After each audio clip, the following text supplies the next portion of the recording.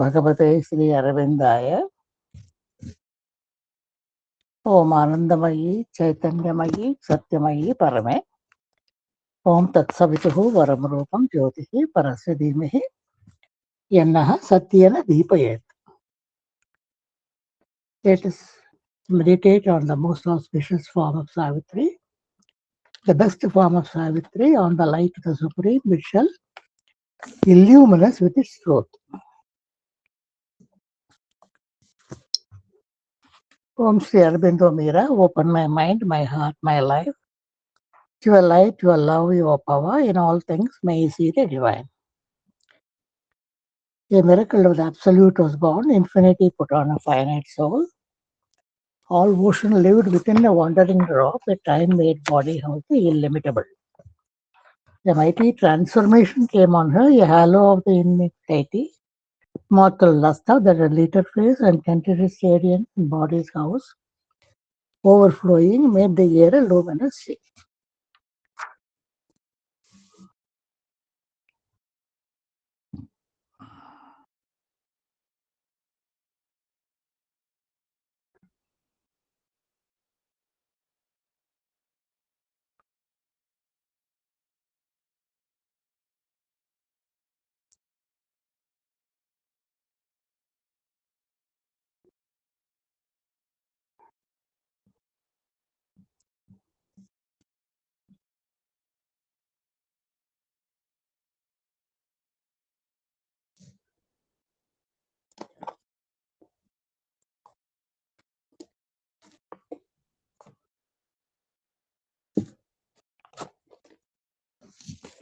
A mighty transformation came on her, a halo of the indwelling deity, the immortal luster that lit her face and tinted his radiance and body's house, overflowing, made the air luminous sea.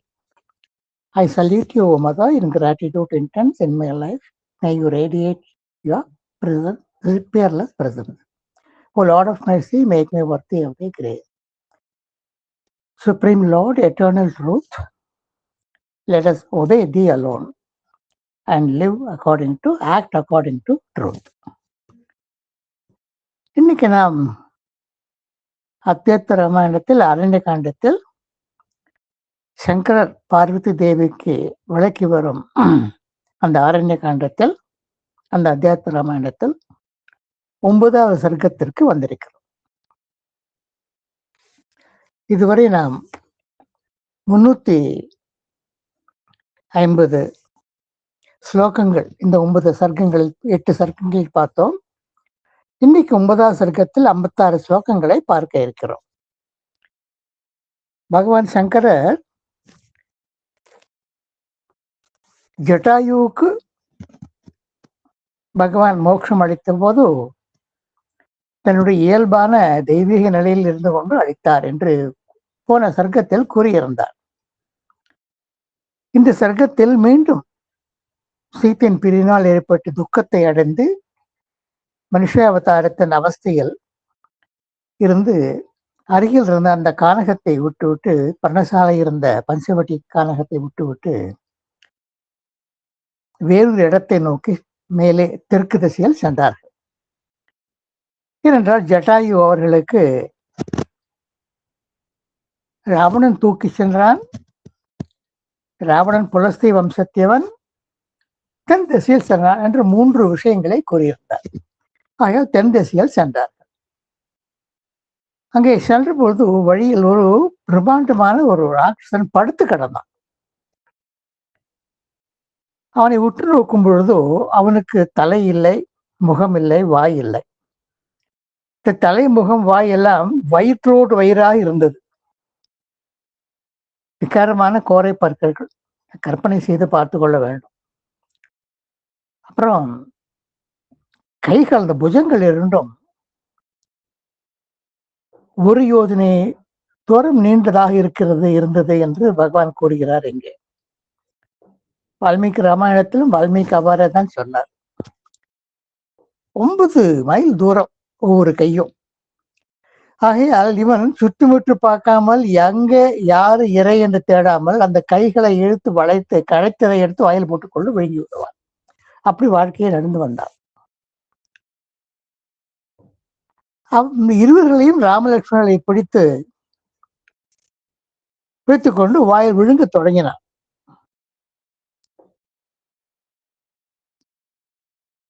Lakshmana, இவன் இன்று நம்மை விழுங்கி விடான் போல் இருக்கிறது.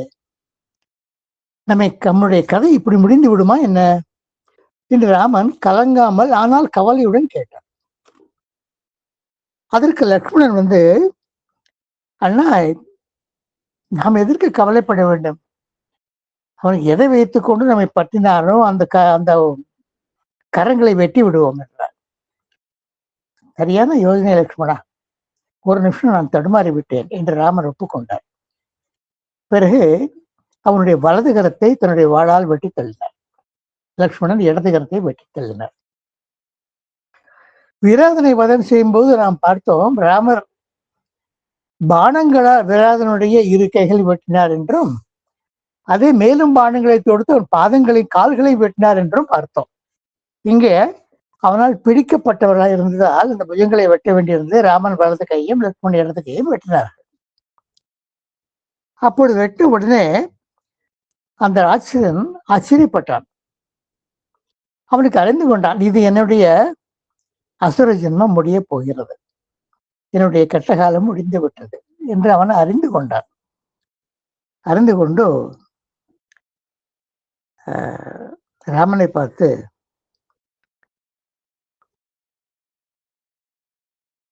நீங்கள் இருவரும் யார்? என்னிடம் சிக்கிக்கொண்டு தப்பித்தவர்கள் எவரும் கிடையாது. அப்படிப்பட்ட வரம் எனக்கு உண்டு. நீங்களோ என் புஜத்தையே வெட்டி விட்டீர்கள். இப்படிப்பட்ட பலசாலிகளா நீங்கள் யார்? ராமன் இளநகை புரிந்தார். நான் அயோத்தியாதிபதியான தசரத சக்கரவர்த்தியின் புதல்வன் ராமன். இவன் என் தம்பி, மகா புத்திமான், சேவை ஒன்றே குறியா இருப்பவன் லக்ஷ்மணன். நாங்கள் ஒரு காரியத்திற்காக வானகத்தில் வாழ ஆரம்பித்தோம். கிட்டத்தட்ட 12-13 வருடங்கள் அவ்வாறு வளர்ந்து விட்டோம். அப்ப என் மனைவி சீத்தையும் வந்திருந்தாள். இந்த சீத்தையை ராவணன் எப்படி நாங்கள் இல்லாத போது ஒரு தந்திரத்தினாலும் மாயத்தினாலும் அவளை கவர்ந்து சென்றான். நாங்கள் அவளை தேடிக்கொண்டு சென்று கொண்டிருக்கிறோம். அப்போது கபந்தன் சொன்னான், ராமா, ஒருவன் கஷ்டப்படும் போதோ தனியே முயற்சி செய்து சாகசம் செய்து இந்த கஷ்டத்தை தீர்த்து கொள்வது என்பதற்கு, அந்த கஷ்டம் விடுவதற்கு நாளாகலாம். பெரியவர்கள் என்ன கூறுகிறார்கள் என்றால், உனக்கு தொல்லை கஷ்டம் ஏற்பட்ட பொழுது உன்னை போல் கஷ்டப்படுகிறவன் இன்னொருவனை சேர்த்து அவனுடன் நட்பு பூண்டு கொண்டு மனம் விட்டு பேசி நீ அந்த மனிதனுக்கு சகாயம், அவன் உனக்கு சகாயமாக இருப்பதால் இருவருக்கும் பிரச்சனை தீரும் என்று கூறுகிறார்கள் என்று கூறினார். பிறகு ராமன் கேட்டார், நீ ஏன் அசுரனாய் இருக்கிறாய்? எப்படி நீ எந்த வம்சத்தை சேர்ந்தவன்? எங்கே பிறந்தாய்? எப்படி பிறந்தாய்? அவன் சொன்னா, நான் உண்மையில் கந்தர்வன், தனு என்னும் கந்தர்வனுடைய புதல்வன். கந்தர்வர்களுக்கு எப்பவுமே அழகு அதிகம், சற்று கர்வமும் அதிகம். என்னுடைய தோற்றத்தை குறித்து எனக்கு நிறைய ஒரு கர்வம் இருந்தது. அப்பொழுது நான் ஸ்தூல சிரஸ் என்ற ஒரு மகரிஷியை பார்த்து பரிகாசம் செய்தேன். அவர் சினந்து, நீ உன்னுடைய பெருமை இழப்பாய், ராட்சசனாக வாழ்வாய் என்று சபித்து விட்டார். இந்த ஸ்தூல சிரசங்கரிய ரிஷி வால்மீகி கூறுகிறார். ஆனால் பகவான் சங்கரர் பார்வதி கூறும்போது அந்த ரிஷியின் பேர் அஷ்டாவக்ரர் என்று சொல்கிறார். அஷ்டாவக்ரர் தந்தை வேதம் ஓதும் ரிஷி. அவர் வேதம் ஓதிக்கும் பொழுது அவருடைய மனைவி அஷ்டாவக்ரரை கர்ப்பத்தில் சுமந்து கொண்டிருந்தார். அந்த கர்ப்பத்தில் இருந்தபோது அஷ்டாவக்ரர் மிகவும் புத்திமானாக இருந்தால் தந்தை கூறுகள் இருக்க தவறுகளை எல்லாம் சுட்டி காட்டினார். அப்படி சுட்டி காட்டியதால் ஆத்திரமடைந்த சினமடைந்த அந்த ரிஷி அவரை 8 கோணலாக நீ பிறப்பா என்று சபித்து விட்டார். 8 கோணலாக பிறந்தார். மகா புத்திமானா இருந்தார். ஜனகருடைய சபையில் வந்தி என்று ஒருவர் இருந்தான். எல்லோரையும் வம்புக்கு இழுத்து, வாதத்துக்கு இழுத்து, தோற்கடித்து அவளை கடலில் அழுத்து விடுவார். அவ்வாறு அஷ்டவக்கருடைய தந்தையையும் ஆட்டி விட்டார். தந்தையை மீட்பேன், எல்லாரையும் இறந்தவர்களை மீட்பேன் என்று ஜனகருடைய சபைக்கு சென்று ஜனகருடைய உள்ளே புகுவதற்கு அவருடைய அனுமதி பெற்று வாதம் புரிய தொடங்கினார். வாதத்தில் வெற்றி பெற்றார். இந்த வந்தி தோல்வியடைந்தான். அவன் கடலில் மூழ்கினான். கடல் மூழ்கினரும் பழித்து வந்தார்கள் என்று ஒரு புராண கதை மகாபாரதத்தில் காணப்படுகிறது. அப்பொழுது இந்த தனு தொடர்கிறான். என்னை சபித்து விட்டார் அல்லவா, அதை சபித்து விட்டாலும் என்னுடைய திமிர் அடங்கவில்லை. என்ன செய்ய முடியும் என்று இந்திரனுக்கு தொல்லை கொடுக்க ஆரம்பித்தேன். அவன் இந்திரன் திரும்பி பார்த்து வெகுண்டோ தன்னுடைய வஜ்ரத்தால் என் தலையில் ஓங்கி அடித்தான். என் தலை வயிற்றுக்குள் போய்விட்டது. நீ விகாரமா இப்படி வாழ், உனக்கு அப்போதான் புத்தி வருகிறதா பார்ப்போம் என்று கூறிவிட்டு சென்று விட்டான். பிறகு நான் அந்த நிலையிலேயே தபஸ் செய்தேன். பிரம்மா எனக்கு நீண்ட கரங்களை அளித்தார். அந்த கரங்களை அழைத்த போது அந்த கரங்களை வைத்துக் கொண்டு நான் வாழ்ந்து கொண்டிருக்கிறேன். எனக்கு சாப விமோசம் எப்போ ஏற்படும் போது பகவான் ராமராக அவதரிப்பார். இங்கே வருவார். வரும்போது நீ அவரை பற்றினால் அவரின் புஜங்களை வெட்டி உன் சாபத்தை தீர்த்து விடுவார் என்று கூறியிருந்தார். அதை நான் மறந்தே போனேன். இப்பொழுது நீங்கள் வெட்டி வருவதெல்லாம் ஞாபகத்து வருகிறது. என் சாபம் தீர்ந்து விட்டது. என்னுடைய முற்றிலும் எனக்கு இந்த நிவர்த்தி ஏற்படும் என்றால் ராட்சா பிறந்தால் என்னை நீங்கள் பெரிய குழி தோண்டி புதைத்து விட்டு அதன் மேல் கட்டைகளை அடுக்கி என்னை சிதைகள் வைத்து எரித்து விடுங்கள் என்றார். விராதனை இங்கே நாசம் செய்வது பெரிய குழி விட்டு அவரை குழியில் போட்டு துதைத்தார்கள். இங்கே பகவான் தன் கமந்தன் என்னை எரித்து விடு என்று கூறுறதால் பகவான் சிதையெல்லாம் கறந்த கட்டைகள் எல்லாம் கொண்டு வந்து உலர்ந்த கட்டைகள் எல்லாம் கொண்டு வந்து ஜட்டாய்க்கு சமீபத்தில் கட்டையை கொண்டு வந்ததால் அதே போன்ற கட்டைகளை கொண்டு வந்து சிறையை வைத்து அவரை எரித்து அவனுடைய பழைய உருவத்தை அவனுக்கு கொண்டு தங்களுடைய மேன்மையை அவனுக்கு உலகத்திற்கும் அவனுக்கும் தெரியப்படுத்தினார்கள் என்று பகவான் சங்கர உமைக்கு கூறுகிறார். அவன் பரவசம் அடைந்தான். பரவசம் அடைந்து ஒரு 25 ஸ்லோகங்களில் ராமரை புகழ்கிறார். நீ பரந்தாமன், பரமாத்மா, பிறப்பு இறப்பு இல்லாதவன், இம்யூட்டபிள், மாறுதல் இல்லாதவன், அண்டயங் அன்பான் என்று சாவித்திரியில் பகவான் சொல்லுவார். எல்லா மனம் வாக்கு எல்லாவற்றுக்கும் அப்பாற்பட்டவர். தங்களை துதிக்க நான் காத்து கொண்டிருந்தேன். உங்களை துதிக்க விரும்ப எனக்கு நீங்கள் ஆசை அளிக்க வேண்டும், எனக்கு துதிக்கும் சக்தி அளிக்க வேண்டும். தங்கள் உருவம் அது புலன்களால் அறிய முடியாதது. அந்த 5 புலன்கள் ஞானேந்திரியங்களாலும் மனம் புத்தினாலும் அறிய முடியாதது. ஆனால் ஆத்மாவால் அறியக்கூடும். ஆகவே மனத்திற்கு அப்பாற்பட்டவர்களை வெகு சிலரால் மட்டுமே தவம் காரணமாக ஆத்மாவில் அறியக்கூடியவரை எப்படி பார்ப்பது? அப்படிப்பட்ட மேன்மை படைத்தவர் நீங்கள். பரமாத்மா ஆத்மாவாக தமக்குள் எல்லா ஜீவராசிகளுக்குள் சாட்சியாக வாழ்ந்து வருகிறார். இன்வெல்லிங்காக வாழ்ந்து வருகிறார். அந்த சூக்ஷ்மமாக வாழ்ந்து கொள்ளும் வடிவத்தை ஹிரண்ய கர்ப்பன் என்று கூறுவார்கள். ஸ்தூலமாக வாழ்ந்து வரும் வடிவத்தை விராட் ஸ்வரூபம் என்று கூறுவார்கள். அந்த விராட் ஸ்வரூபத்தில் பார்த்தோமானால் நீங்கள்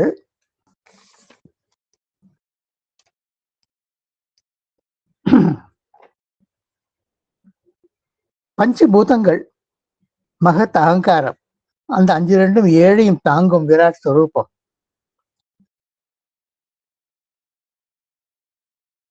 உலகமெல்லாம் உங்களுடைய அவயவங்கள். பாதாளம் உங்களுடைய பாதங்கள்.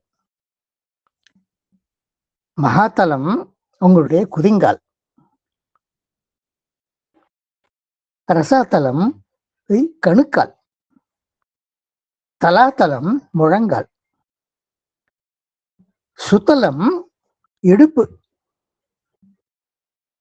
வித்தலம் அத்தலம் இரண்டும் தொடைகள். இப்படிப்பட்ட பாத்தாள, மகாதல, ரசாதல, தலாதல, அத்தல, வித்தல, சுத்தல லோகங்கள், பிரதேசங்கள், அவை எல்லாவற்றையும் நீங்கள் வியாபித்திருக்கிறீர்கள். மகாவிஷ்ணு என்றால வியாபித்திருப்பவர் என்றுதான் பொருள். விஸ்வம் விஷ்ணுர் வஷட்காரோ என்று சகசநாமத்தில் பீஷ்மர் விஷ்ணு சகசநாமத்தில் கூறினார். அதுபோல் நீங்கள் விஷ்ணுவாக பிறந்திருக்கிறீர்கள், அவதாரம் செய்திருக்கிறீர்கள், வியாபித்திருக்கிறீர்கள். இந்த மண்ணுலகம் பூர்புவ சுவ, பூர்புவ சுவ மகஜன தபோ சத்ய, இந்த 7 லோகங்களும், பூர் மண்ணுலகம், புவர் அதற்கு மேல் இருக்கும் அது தொப்புள், சுவர் லோகம் மார்பு, மகர் லோகம் கழுத்து, ஜனலோகம் முகம், தப்போலோகம் நெற்றி, சத்தியலோகம் அஞ்ச.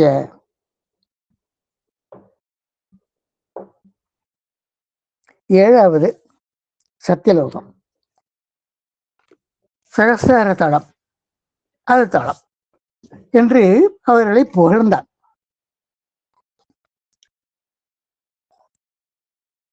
இந்திரன் இருக்கிறானே, அவன் ஒரு திக்பாலகன். அதுபோல் 3 திக்பாலகர்கள் உண்டு. தெற்குக்கு யமனம், மேற்குக்கு வருணனும், வடக்குக்கு குபேரனும்.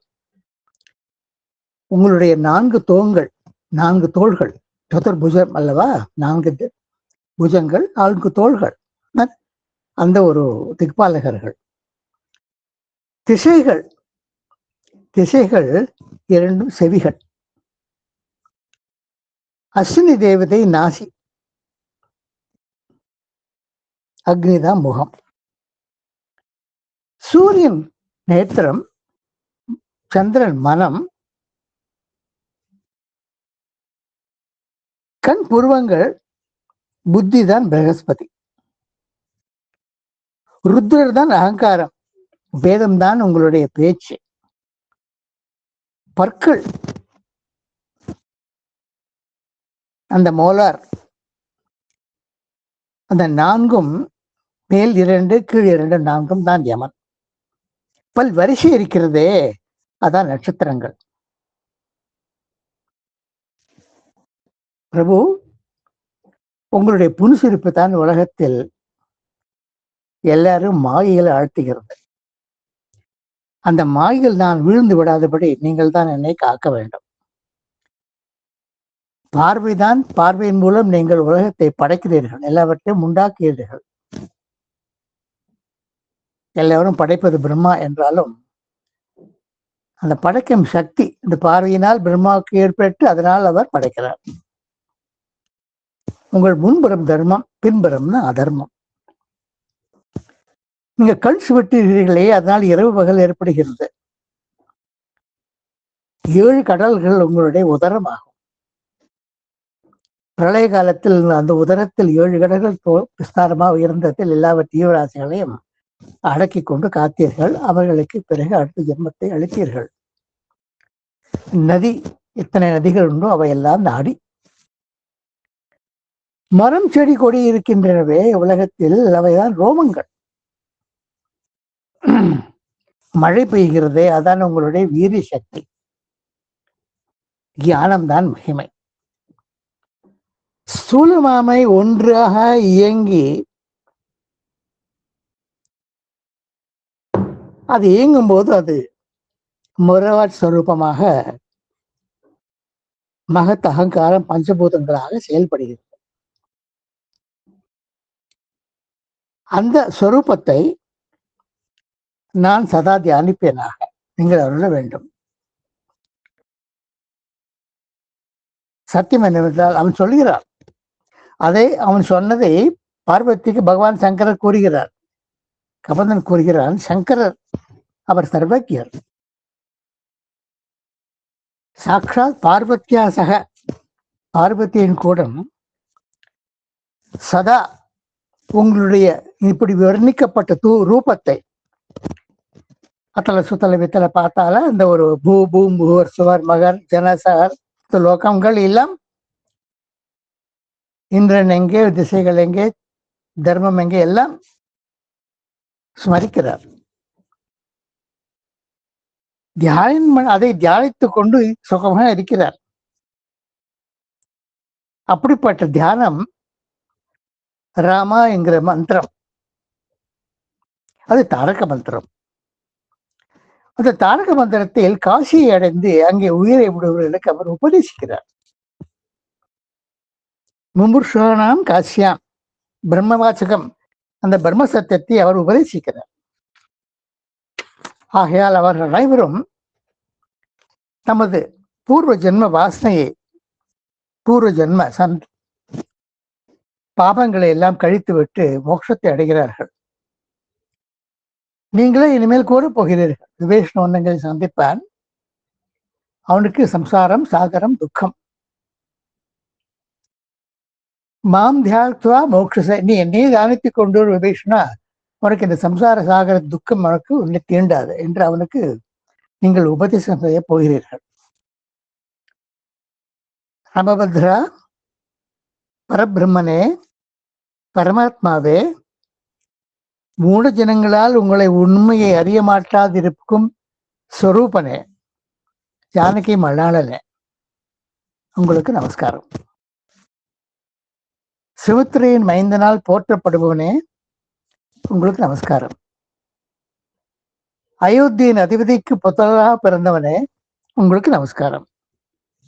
என்னை காப்பாற்றுங்கள், உங்களுடைய மாயை என்னை சூழாதபடி என்னை காப்பாற்றுங்கள் என்கிறார். அப்பொழுது ராமன் பிரசன்னம் அடைகிறார். அந்த வேதனையிலும், அந்த வேதனையை ஏதோ ஒரு கதவை திறந்து வெளிப்புறம் வருவது போல், பால்கனிக்கு வந்து வெளிச்சிட்டு ஆகாசத்தை பார்ப்பது போல், ஆனந்தப்படுப்பது போல்,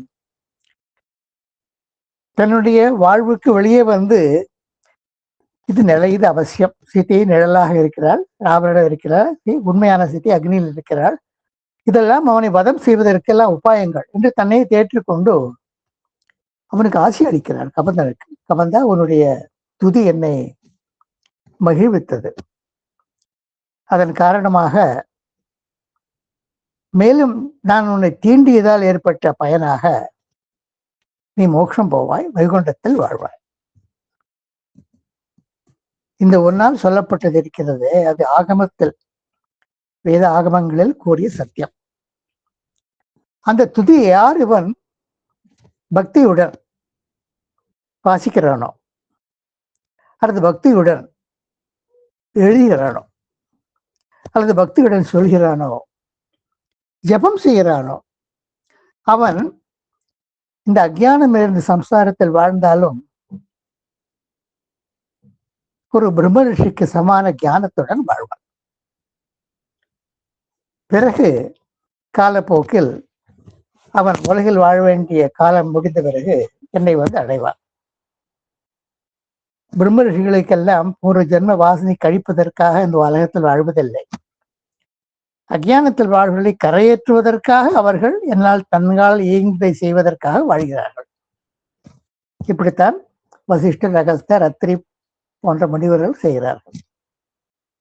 அதுபோல் நீ என்னை வந்தனம் செய்தாய், புகழ்ந்தாய், பாமாலை சூட்டினாய், நான் மகிழ்ந்தேன்.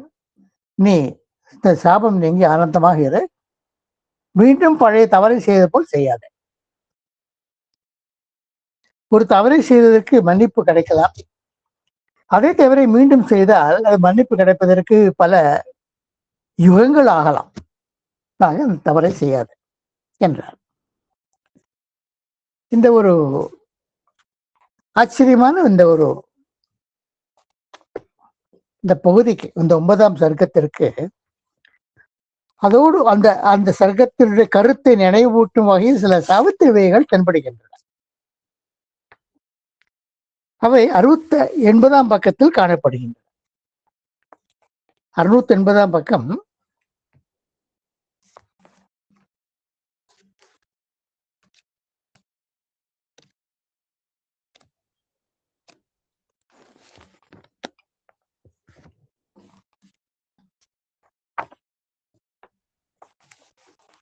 அதை நாம் அது உங்களுக்கு அனுப்பப்பட்டுள்ளது. அதை நாம் வாயோடு கூறிக்கொண்டு அதன் நற்பெயரை நாமும் அடைவோம். Virat, who lights his campfires in the sun. Virat புருஷன் 680 பக்கம் 339வது வரை, இடது பக்கம் 339வது வரை. who lights his campfires in the suns. பல சூரியர்கள், அந்த காலத்தில் ஒரு சூரியன் மட்டுமல்ல, ஒரு சூரியன் நமக்கு தெரிகிறது. எத்தனையோ பிரபஞ்சங்கள், எத்தனையோ மில்கி வே, பல சூரியர்கள். அந்த சூரியர்கள் தன்னுடைய காத்தால கேஸ் காவி போடுறதுக்கு, வெந்நீர் வைப்பதற்கு நெருப்பு குச்சிக்கு பதிலாக இதுதான் ஏற்றுகிறார். He is the dumb will of atom and the cloud. ஆட்டம் மிகவும் நுட்பமான இருக்குது. அணு அளவில் இருக்கும் செல், அதற்கும் அணு உள்ள இருப்பது, உலக ஜீவராசிகள் உடலில் இருப்பது. இந்த மண் கட்டி கிளாட், ஷடம், அந்த இருக்குள் தன்னுடைய சங்கல்பத்தை மறைத்து கொண்டு அதை மௌனமாக்கி கொண்டு இருப்பது நீதான். அதே 680 பக்கம் 345வது வரி. அந்த சங்கல்பம், a will that without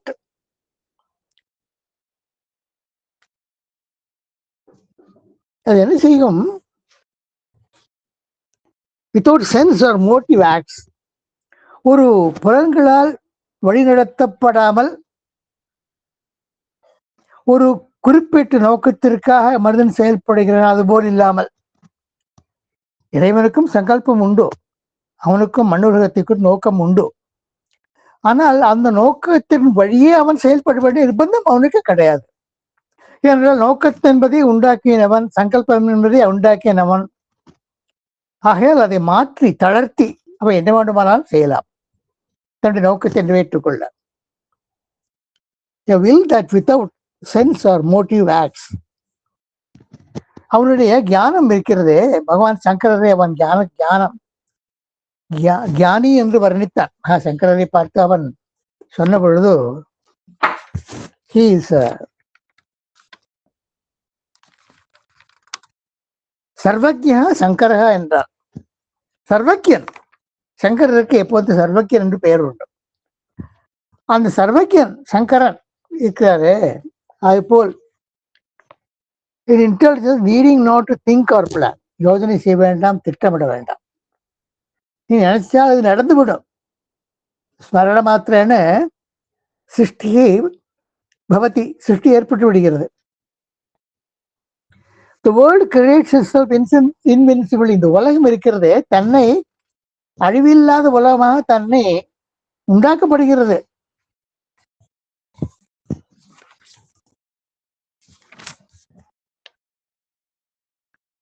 for, ஏன், எப்படி என்றால், its body is the body of the Lord. இறைவனுடைய உடல் நினைத்துக் கொண்டோமானால் அவருக்கு கண், காது, மூக்கு, குதிங்கால், முழங்கால், கணுக்கால் எல்லாம் பார்த்தோமே, விவரித்தவை, புருஷ சுக்கம் சொல்லும்போல் விவரித்தவை. அவை எல்லாம் தான் அதனுடைய விராட் ஸ்வரூபத்தினுடைய உடல். இந்த ஹார்ட் தான் கை. இதே பகுதியில் கம்பீரமாக விராட், கிங் ஆஃப் கிங்ஸ், அரசர்களுக்கெல்லாம் பேரரசனாக, திரிபுவன சக்கர திரிபுவனம் என்ன, எத்தனை பிரபஞ்சங்களுடோ அத்தனை பிரபங்களும் சக்கரவர்த்தியாக விராட் ஸ்வரூபர் இருக்கிறார். ஹிரண்ய கர்ப்பர், அவர்தான் எண்ணங்களுக்கும் தலைவன், கனவுகளுக்கும் உண்டாக்குபவர்.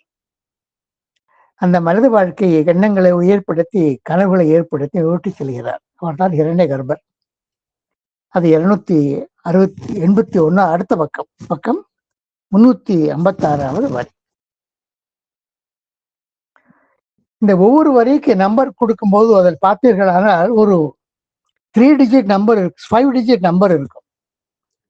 இந்த 5 டிஜிட் நம்பர் என்றால் அந்த வரி 23,837 வரிகளில் எத்தனையாவது என்பதை குறிக்கும் வரி.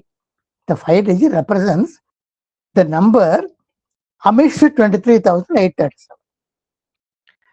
இப்படியாக நம்ம இந்த ஒரு மிகவும் அர்த்த புஷ்டி உள்ள மிகவும் வேதாந்தபரமான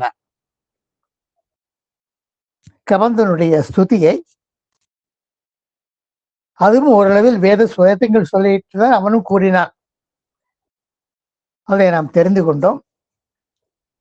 இன்று இத்துடன் முடித்துக் கொள்வோம். இந்த சத்சங்கத்தை முடித்துக் கொள்வோம். அடுத்த வாரம் அன்னையின் அருளால் நாம் அரண்ய காண்டத்தில் 10வது சர்க்கத்தை படிப்போம். அதில் பகவான் ராமன் சபரியை சந்திக்கிறார். சபரியின் சந்திப்பு 10ஆம் சர்க்கத்தோடு அரண்ய காண்டம் முடிவடையும். கிஷ்கிந்தம் காண்டத்திலிருந்து எல்லாம் உல்லாசமான பகுதிகள். பகவான் ஹனுமாரை சந்திப்பார், வாலியை வதம் செய்வார், பிறகு ஹனுமான் கடலை தாண்டுகிறார். இப்படி வரும் சுந்தரகாண்டம், யுத்த காண்டம் என்று போகிறது. அதையெல்லாம் பார்ப்போம். இவ்வாறாக கிட்டத்தட்ட அரண்ய காண்டத்தின் முடிவின் தலைவாசலில் வந்து நிற்கிறோம். இனி உங்களுடைய கருத்து, உங்களுடைய எண்ணங்கள், நீங்கள் பகிர்ந்து கொள்ள விரும்பவை கூறுவதற்கான நேரம். எம்மா வசந்த் அம்மா. எஸ்மா. Thank you very much sir. நம்ம கபந்தன்கிறவர் இவ்வளவு அழகான ஒரு துதி சொல்லியிருக்காருங்கிறது எங்களுக்கு ரொம்ப தெரியாம இருந்தது சார். அதுல ரொம்ப எக்ஸாஸ்டிவ் விஸ்வரூப தரிசனம்ங்கிறதே அது எல்லாருக்கும் ரொம்ப ஃபேவரட்னு நினைக்கிறேன். அத பலவிதமா கீதைனாலும் எல்லா இடமும் அது அவருடைய தனிச்சிறப்பு பெற்ற பகுதியா இருக்கும். அது ஒரு கபந்தன் அதை சொல்றாருங்கும் போது இன்னும் ரொம்ப பெருமைக்குரியதா தெரியுது. ஏன்னா நம்ம அவரை அந்த கபந்தன் ஏதோ ஒரு அசுரன் இருக்கும். அதுவும் ஒரு பிக்சரஸ்க்கு எங்க பார்த்தாலும் அந்த கபந்தனை ஈஸியா ஞாபகம் வச்சுக்க முடியும். அப்படியே அந்த தலையை உள்ள தட்டிட்டாருன்னு நீங்க இல்லையா, அந்த வயிறு இருக்கிற இடத்துல பல்லு முகம் பெருசா ஒண்ணு தெரியும், 2 கை நீளமா இருக்கும். அதுல இந்த ராமர் ஒரு பக்கம், லக்ஷ்மணர் ஒரு பக்கத்தை பிடிச்சு வச்சிருப்பாரு. இந்த கபந்தங்கிற வடிவம் நமக்கு ஓரளவு பரிச்சயமானது. ஆனா அது இவ்வளவு தெளிவா ரொம்ப நல்ல தெய்வ சிந்தனை மாதிரி பேசுனது ரொம்ப ஆச்சரியமான நல்ல விஷயம். We are very fortunate to know all that. அப்புறம் நீங்க அஷ்டாவக்ரன் சொன்னதும் அதுவும் ஒரு அழகான ரெஃபரன்ஸ். அதாவது இந்த தந்தையார், அது வேற இடத்துல இப்படி போட்டிருந்தது. அந்த தந்தையார் ஒரு முறை ஏதோ ஒரு தவறு பண்ணும்போது இவரு புத்திமானா இருக்கிறதுனால அவருக்கு அது அப்படியே சுரீர்னது. அப்படியா அவருக்கு 8 கோணல் வந்துட்டான். அப்படி போட்டிருந்தது. அது ரொம்ப அழகான பகுதியா இருந்தது. அது கூட அதாவது ஒருவரை உருவ கண்டு எல்லாமே வேண்டும்ங்கிறதுக்கு பெரிய உதாரணமா அஷ்டாவக்ரன் அவரை கூறுவார்கள். அதனால எங்களுக்கு அந்த தெரிந்து கொண்டதும் ரொம்ப அருமையான பகுதியா இருந்தது. கபந்தனுடைய துதி ரொம்ப அருமை. அது ரொம்ப அழகா என்னன்னா, நம்ம 680 விராட் அங்க உள்ள விளக்கத்தோட சேருது அந்த வரிகளோட. Thank you very much sir. தேங்க்யூமா. அடுத்த வாரம் ரொம்ப இன்ட்ரெஸ்டிங்கா இருக்கும். ஏன்னா ராமர் சபரி பாட்டியோட உட்காந்து பேசுவார். ரொம்ப ஆச்சரியமான வால்மீகி ராமாயணத்துல ஆச்சரியமா இருக்கு. பகவான் சங்கர் இதையும் ரொம்ப ரசிச்சு பார்வதிக்கு சொல்ல போகிறார். அதை நாம் தெரிந்து கொள்வோம்.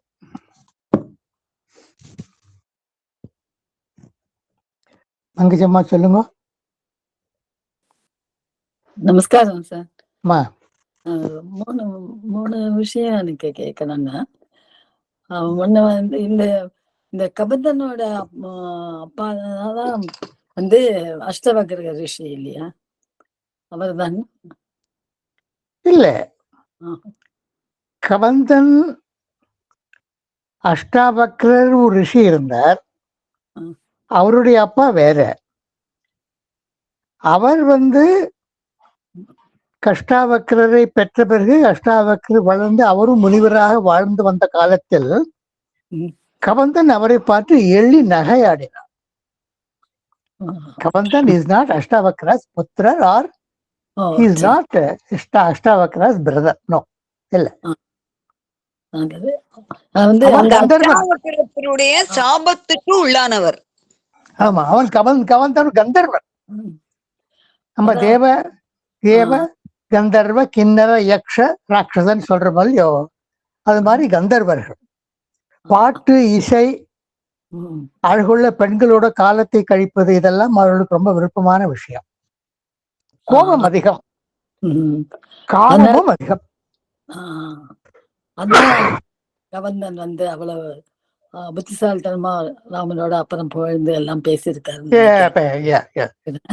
அப்புறம் அந்த அஷ்டவக்ர ரிஷியை பத்தி நான் ஒரு விஷயம் கேள்விப்பட்டதுன்னா, அவர் ஒரு சபையில போயிருக்கிற பொழுது, அதாவது ஒரு சபையில இந்த கேள்வி பதிலாம் நடக்கிற பொழுது அந்த சங்கம் சொல்ற அந்த இது மாதிரி நடக்குச்ச. அப்ப ஏதோ ஒரு கேள்வி கேட்டார் ராஜா, யாருக்குமே பதில் சொல்ல தெரியல.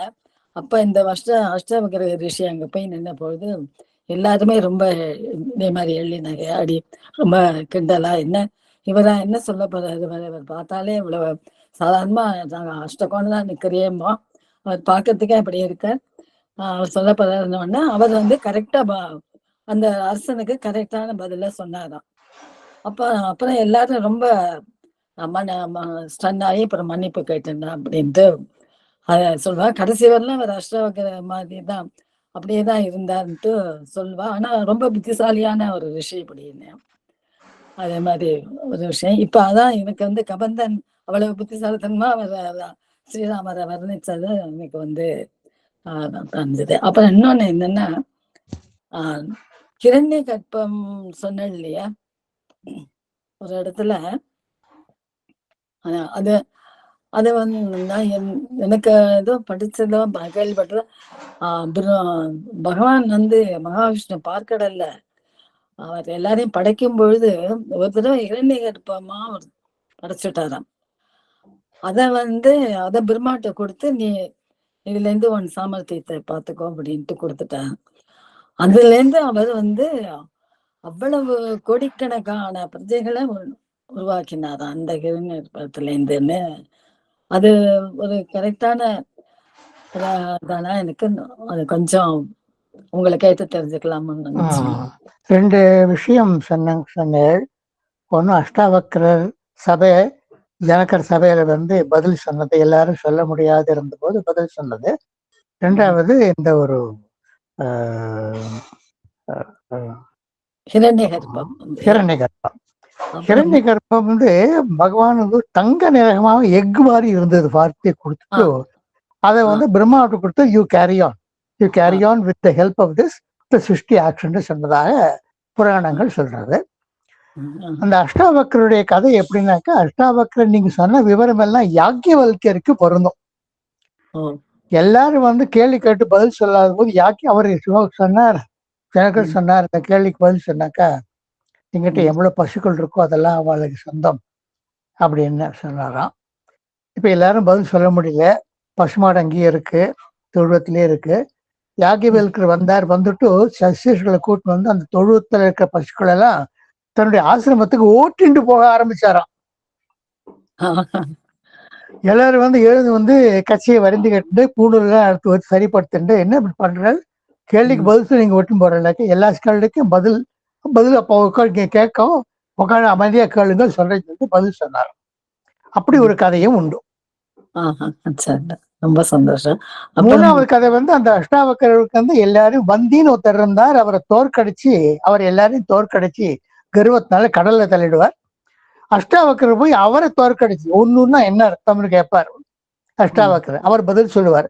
அந்த ஒண்ணுக்கும் அஷ்டாவக்கர் வேறு விதமா அர்த்தம் சொல்லுவார்.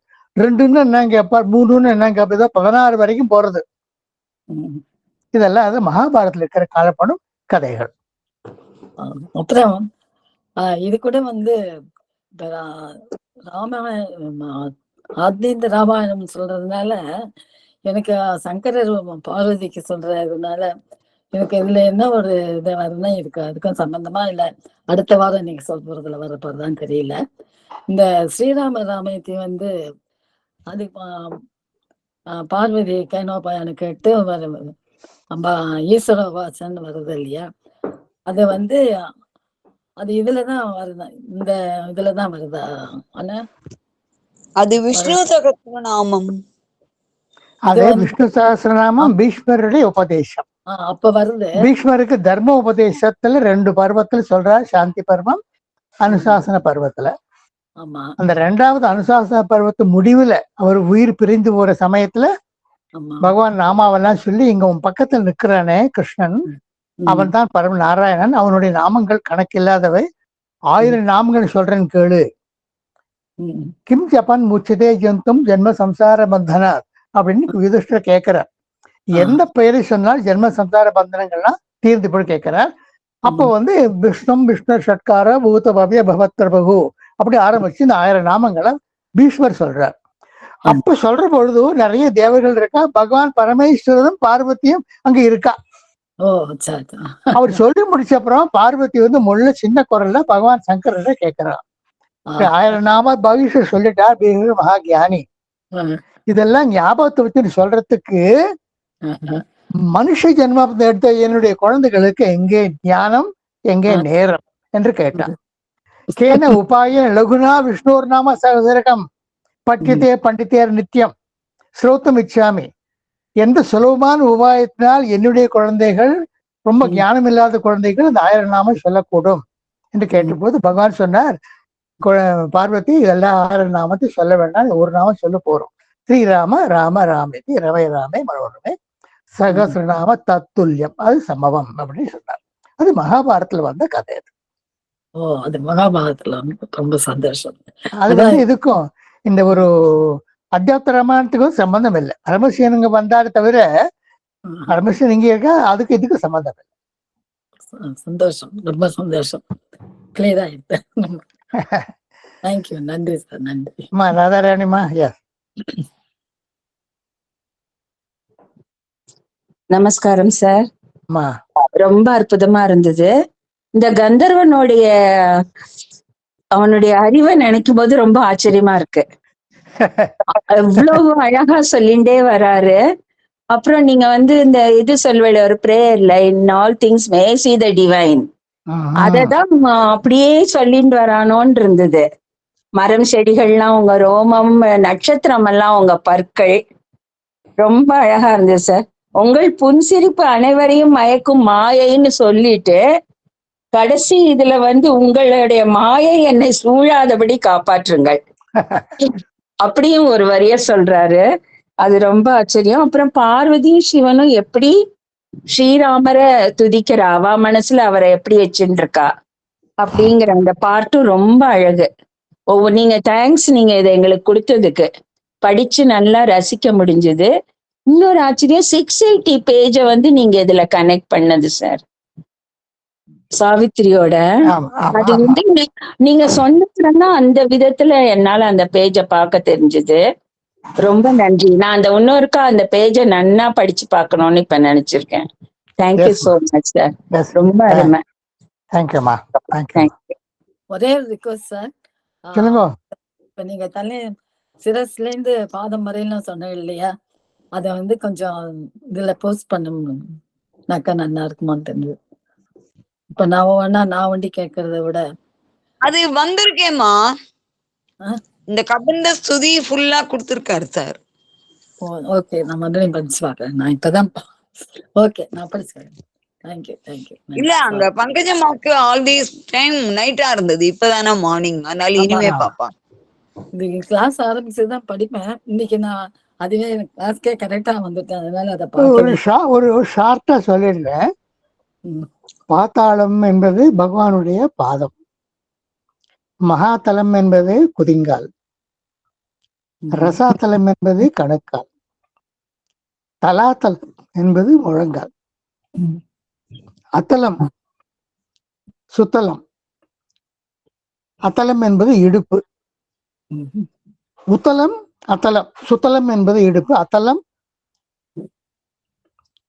உத்தலம் தொடைகள், மண்ணுலகம் இடுப்பு, புவர்லோகம் தொப்புள் பிரதேசம் நாபி கமலம், சொர்க்கலோகம் மார்பு, மகர்லோகம் கழுத்து, ஜனலோகம் திருமுகம், தப்போலோகம் நெற்றி, சத்தியலோகம்னா அந்த தலைக்கு மேல் இருக்கிற. நன்றி நன்றி, ரொம்ப நன்றி சார், நன்றி. ஆமா, சொல்லுங்க ரங்கராஜன் சார். நன்றி சார். சார், ஒவ்வொரு வாரமும் எப்ப திங்கட்கிழமை 6 மணி வரும் காத்துட்டு இருப்போம். நாங்க நிறைய புது விஷயங்கள் எல்லாத்தையும் கேட்டு அனுபவிச்சுக்கிறோம் சார். அப்புறம் நீங்க யஜ்ஞ வாழ்க்கையரை பற்றி சொல்லும் போது அவரை ஜனகர் ஏன் ராஜரிஷி அப்படிங்கிறத மற்றவருக்கு புரியறதுக்காண்டி எல்லாரும் இருக்கும்போது அவர் மாயையில மிதிலை பற்றியதாக அவர் உண்டாக்கின உடனே எல்லாரும் விழுந்தடிச்சு ஓடி போறார். முன்ன இவர் ஜனகரை பார்த்து எல்லாரும் இந்த மாதிரி மிதிலை எரிகிறது அப்படின்னு ஓடி போயிட்டாரே, நீங்க ஓடலையான்னு கேட்ட போது, எல்லாமே எனக்கு சொந்தம், அதே சமயத்தில் எனக்கு எதுமையிலும் பற்று கிடையாது, அதனால மிதிலையே எரிஞ்சா கூட எனக்கு கவலை இல்லைன்னு சொல்றார். உடனே அந்த மாயை அனுப்பிச்சுட்டு எப்படி இவர் எப்படி பற்று இல்லாம இருக்கிறாரு, ஒரு ராஜ ரிஷி அப்படின்னு ஏன் வந்தார் அப்படின்னு சொல்லிட்டு அவர் சொல்றாருன்னு சொன்னார் சார். அந்த யஜ்ஞவல்கியத்துல இதுவும் ஒரு அற்புதமான ஒரு கதை. இந்த வரலாறும் புராணங்கள்ல உண்டு வந்து.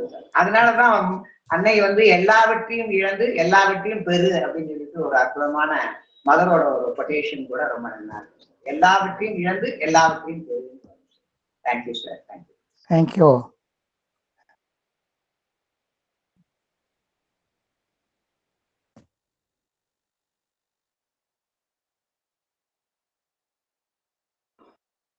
நிறைய விக்கிரகங்களோட இந்த ப்ரோக்ராம் ஆரம்பிச்சிட்டோமா. அவன் பார்த்தா ஏர்டெல் சொன்னதை பார்த்தா சாயங்காலம் 9 மணிக்கு தான் சரியாகும்னு சொன்னா. But somehow or other it got all right at 6:35 or so, and we were able to carry on with the program due to mother's grace. There is nothing else. அதுக்கு வேற ஒன்றும் காரணம் இல்லை. அப்கோர்ஸ் மதர்ஸ் கிரேஸ், ஏர்டெல்லுடைய மெக்கானிக்ஸ் அவருடைய work பண்ணது திறமையோட வேலை செய்யறதுக்கு மதருடைய grace help பண்ணுது அப்படின்னு தான் நம்ம நினைக்கணும். அதற்கு நன்றி செலுத்துவோம். O supreme lord, eternal truth, let us obey thee alone and act according to truth என்று கூறி இந்த சத்சங்கத்தை முடித்துக் கொள்வோம். Grant, O Divine Master, that today may bring to us a completer consecration to thy will, a more integral gift of ourselves to thy work, a more total forgetfulness of self, a greater illumination, a purer love.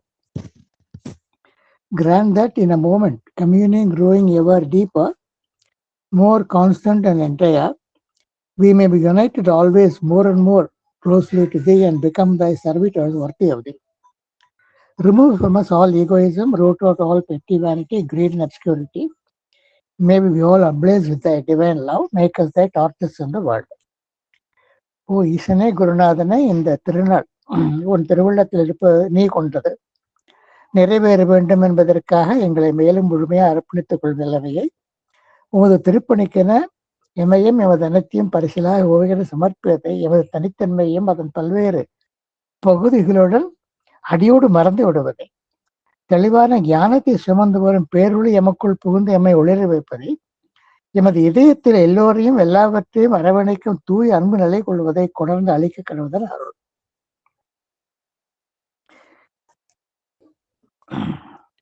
உனது தெய்வீக அன்பின் ஜோதி வடிவாக கொழுந்து விட்டதே கடவோம். பூரம் அனைத்துக்கும் ஒளியூட்ட நீ ஏற்றி வைத்த ஒளிப்பந்தங்களாக எங்களை மாற்றிவிடு. Om Sri Aurobindo Mira, open my mind, my heart, my life, your light, your love, your power. in all things may see the divine. Thank you very much, Ma. Thank you very much. Thank you, sir. Thank you, everybody, sir. Thank you very much. Thank you, sir. அருமை அருமை. Thank you so much. Thank you sir. உங்க Thank you all. உண்மையான உழைப்புக்காக தான் அந்த எல்லாமே அமைஞ்சது கரெக்டா. Current வந்தது எல்லாமே எல்லாம் உங்களுடைய உண்மையான இது சார். எங்களுக்கு உதவி செய்யணும்னு நீங்க நினைக்கிறது தான்.